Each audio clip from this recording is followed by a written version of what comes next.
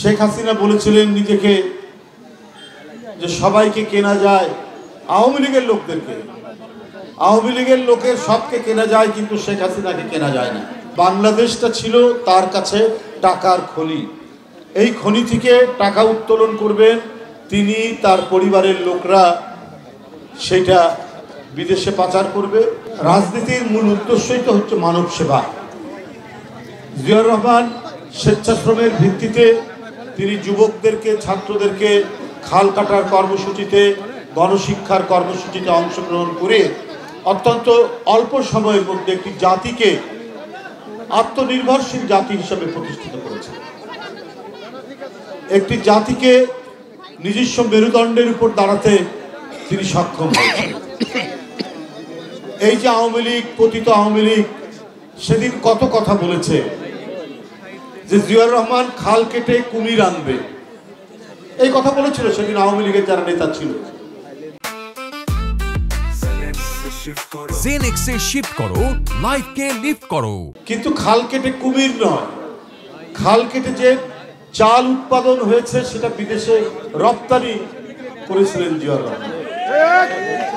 আর আওয়ামী লীগের ৭২ থেকে ৭৫ এটা ছিল ক্ষুধা, দারিদ্র, দুর্ভিক্ষ এবং মেয়েদের জাল পরে লজ্জা নিবারণ করার সেই ইতিহাস। আমি ওদিকে আর এগোতে চাচ্ছি না।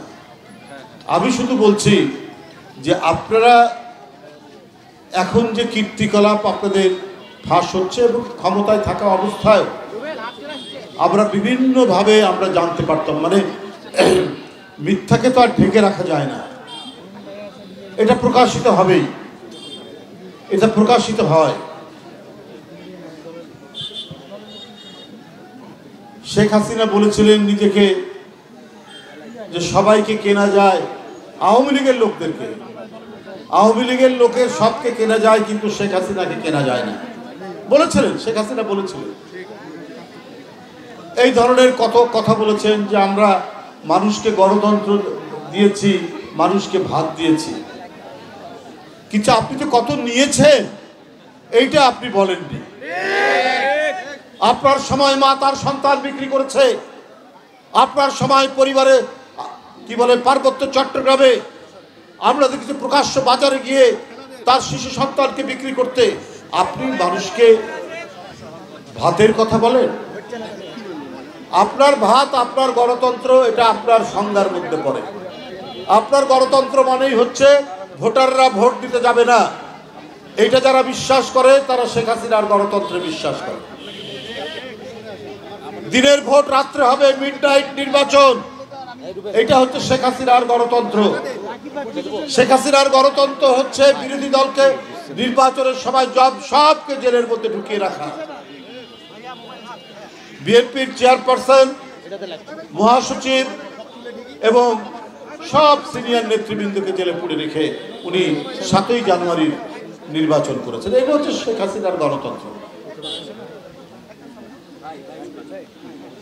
এখন আমরা যেটা দেখতে পাই, উনি যে গণতন্ত্র দিয়েছিলেন তার নমুনা আমরা তো দেখেছি। ভোট কেন্দ্রে চতুষ্পদ জন্তুর বিচরণ করতে